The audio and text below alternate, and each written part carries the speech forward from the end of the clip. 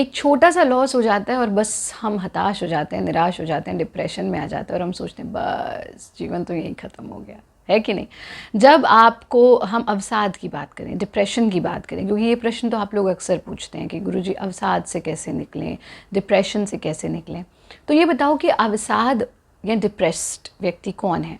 जो surrender mode में आ गया, जो बिल्कुल हताश निराश हो गया, जो अब कुछ करना ही नहीं चाहता है क्योंकि उसे चारों तरफ सिर्फ लॉस ही लॉस नज़र आ रहा है। बट योग के माध्यम से आप बहुत बहुत बहुत प्रॉफिट जीवन में कमा सकते हैं। आपने अक्सर कहते हैं ना गुरुजी, आप तो हमेशा कहती हैं कि योग is a science that touches all the levels of human life, physical level, mental level, social level, emotional level, intellectual level, spiritual level and even financial level. तो कभी तो आप में से कई लोगों ने प्रश्न किया ना कई बार कि गुरुजी फाइनेंशियल लेवल को योग कैसे टच करता है, वो समझाओ ज़रा। तो आज चलो इसी को समझते हैं। और जिसने इसे समझ लिया उसे जीवन में कभी डिप्रेशन, स्ट्रेस, एंग्जाइटी, टेंशन, अवसाद होगा ही नहीं और वो कभी भी लॉस में नहीं जा सकता।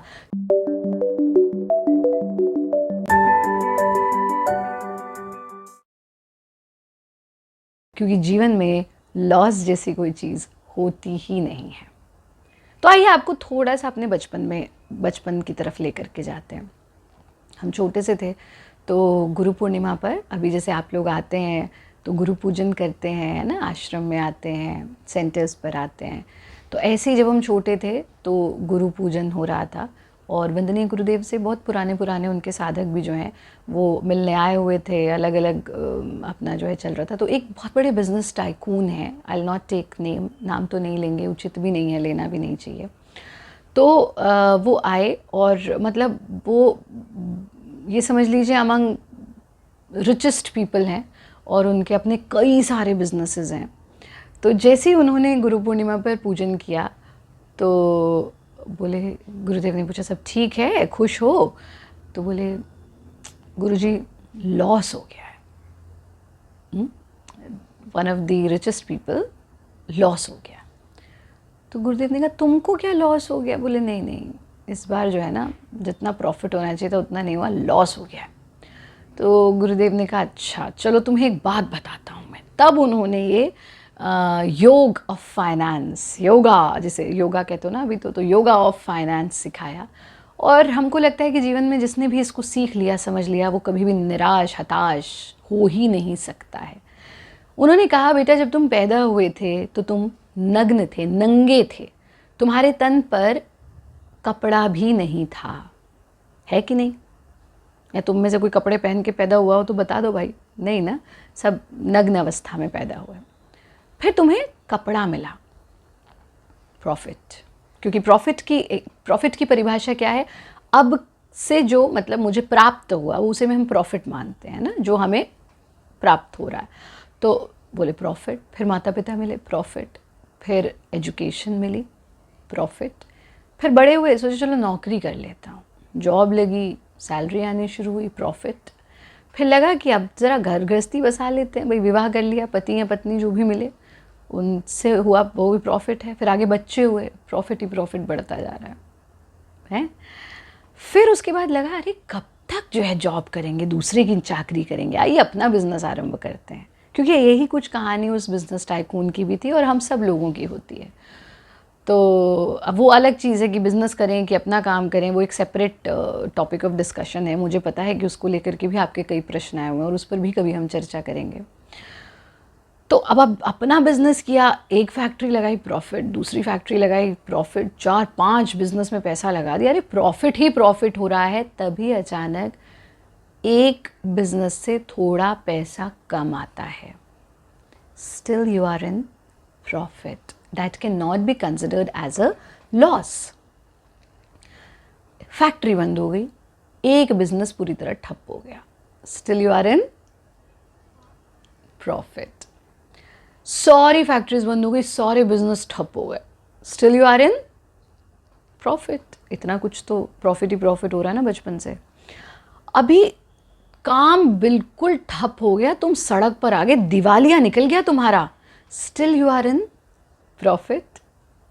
बीवी बच्चे छोड़कर चले गए, दुनिया बड़ी मतलबी होती है ना। जब तक तुम्हारा हाथ ऐसे, सब तुम्हारे साथ हैं, जिस दिन तुम्हारा हाथ ऐसे हुआ सब मुंह फेर लेते हैं। यही जीवन का कटु सत्य, और जितनी जल्दी इसे समझ लोगे उतने जीवन में खुश रहोगे, आनंदित रहोगे, है ना। बहुत सारी माताएं ये प्रश्न पूछती हैं, गुरुजी बच्चे हमारी सुनते नहीं। तुमने जीवन में किया क्या जो बच्चे तुम्हारी सुने? तुमने कोई एग्जाम्पल सेट किया? तुमने तो अपना जीवन उन बच्चों के लिए ही तो लगा दिया, अब वो क्यों सुनेंगे तुम्हारी? काश कि तुम कुछ बन पाती, तुम उस स्तर तक पहुंच पाती कि वो तुम्हारी तरफ देखते और कहते कि वाह माँ तुमने ये किया, एक एग्जाम्पल सेट किया। अभी कितने सारे बच्चे आते कहते हमको मोटिवेटर बनना है। तो पहले कुछ जीवन में कर तो लो कि किसी को मोटिवेट कर पाओ। बोले हमको गुरु बनना है, सीधा योगा टीचर ट्रेनिंग करना है। अरे पहले शिष्य तो बन जाओ, तभी तो गुरु बन पाओगे। तो वही स्थिति कि समाज जो है ना, वो जब तक तुम यूं हो तो तुम्हारे साथ है, जिस दिन तुम यूं हो जाओगे सब तुम्हें धिक्कार करके चले जाएंगे। और ऐसी स्थिति उसकी हुई, पति या पत्नी जो भी जीवन साथी वो छोड़ गया, बच्चे छोड़ गए, बिल्कुल कुछ जीवन में नहीं बचा और सिर्फ एक कमीज तन पर रह गई। Still you are in profit. और अब इससे आगे की कहानी सुनोगे तो आनंद आ जाएगा। भाई वो कमीज भी छिन गई, वो कमीज भी छिन गई, बिल्कुल नग्न अवस्था में तुम आ गए। नो प्रॉफिट नो लॉस है कि नहीं? No profit no loss. लेकिन लॉस कभी नहीं हो सकता। जैसे से आरंभ किया था वही पहुंच गए नग्न अवस्था में, नंगे, कुछ नहीं पहना हुआ। No profit no loss. लेकिन सही बताएं तो वो भी नो प्रॉफिट नो लॉस नहीं है, उसमें भी तुम प्रॉफिट में हो। तुम्हारा ज्ञान, तुम्हारे संस्कार, जो कुछ तुमने ज्ञान के रूप में, संस्कार के रूप में, नॉलेज के रूप में अर्जित किया वो तुम्हारे साथ है। तो तुम रहोगे तो प्रॉफिट में। तो जीवन में जब भी अगली बार कहो ना लॉस हो गया क्या करें, रिमेंबर दिस योग ऑफ फाइनेंस। और सबसे महत्वपूर्ण चीज़, इस अवस्था तक तो खैर आप पहुँचेंगे ही नहीं। जिसके साथ योग है, जिसके साथ अध्यात्म है, वो तो जीवन में आगे ही बढ़ना जानता है।